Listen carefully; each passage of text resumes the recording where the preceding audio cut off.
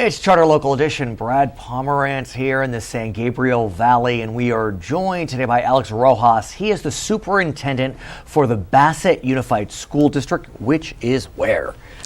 Bassett Unified is located in unincorporated La Puente. Okay. So parts of the city of La Puente, a little bit of Baldwin Park, a little bit of West Covina.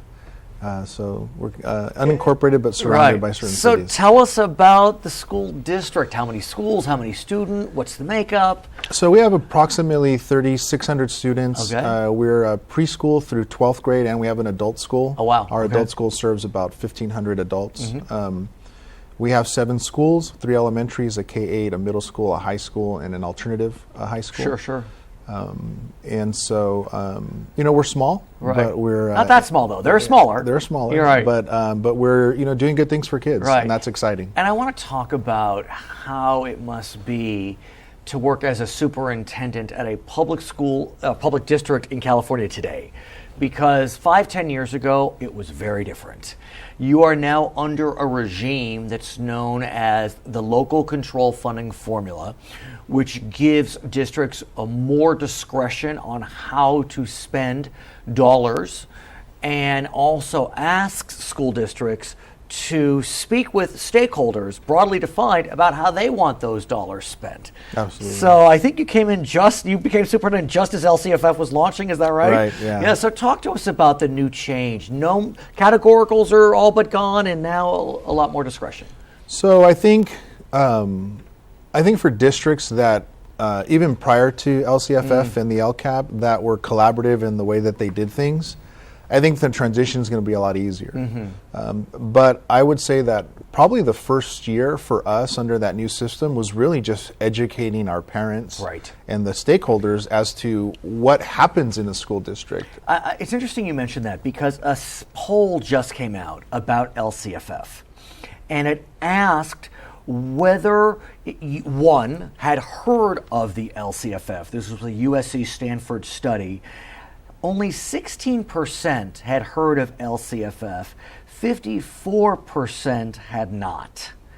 But after they learned what LCFF was, 71% supported it.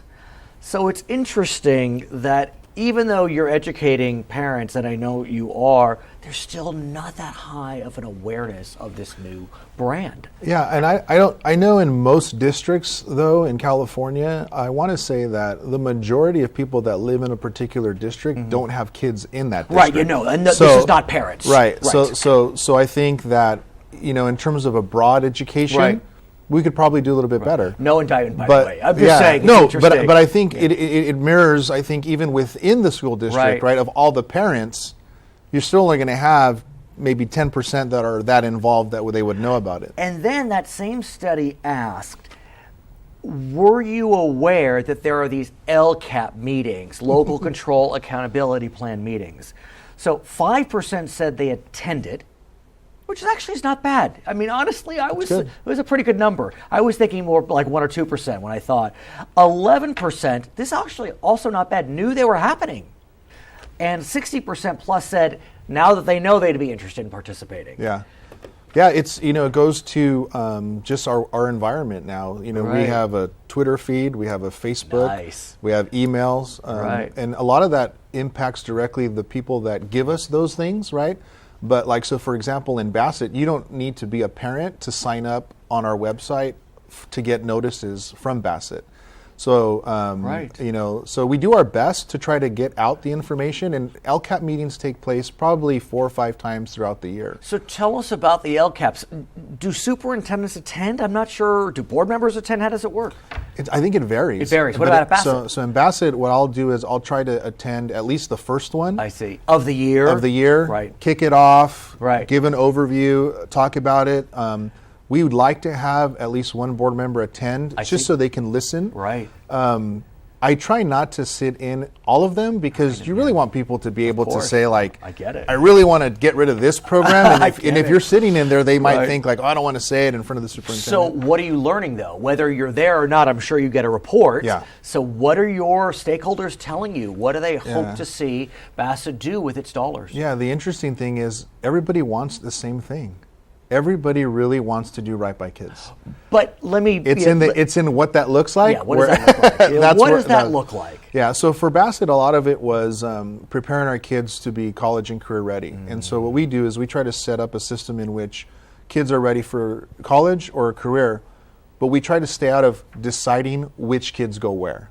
Let the kid decide that. What we want is all kids to be able to graduate ready to go either way. I'm glad you mentioned that, because under No Child Left Behind, it felt, which is no longer with us, we now have Every Student Succeeds, it felt as if there was such a singular focus to get kids into college, which I think is a laudable goal, but not all kids want to go to college.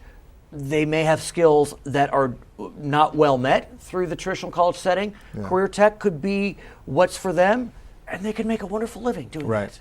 Yeah, so what we try to do is avoid being the deciders. We want to prepare the kids, and we have a philosophy of being inclusive. So we try to stay away from deciding either we're going to do this or we're going to do that. We believe that if you're going to grow up and be an engineer, or if you're going to grow up and be somebody who builds things, construction, both equally as important. We want both of those kids to start out on the same path, maybe in an introductory class.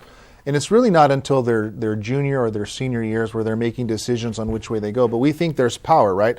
So an engineer who's had experience building things and then goes to college and deals primarily with theoretical concepts will remember that experience, right?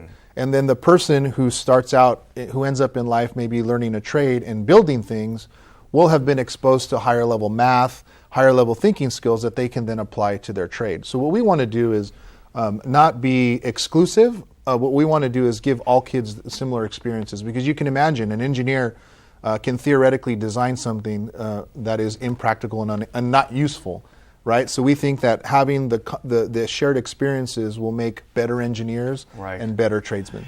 As part of the LCFF, certain school districts will receive additional funding if they teach a certain amount of students that fall into three categories: foster kids, English language learners, economically disadvantaged. I believe that Bassett falls into that. Yes. And so I want to get a sense, how have you been serving those students that are deemed to may need a little more TLC? So, that's a bit, it's a positive or a negative. Some districts feel that they're shortchanged because of that funding formula, right? The suburban districts. Of course. And so we are a beneficiary of that. But I will tell you that none of my training, either as a teacher or as an administrator, prepared me to look for partnerships for dental clinics, medical clinics, free legal services. But those are the types of things that when you serve a population, those kids need. I have to look for optometry services. I have to find ways to help students sometimes find a place to live.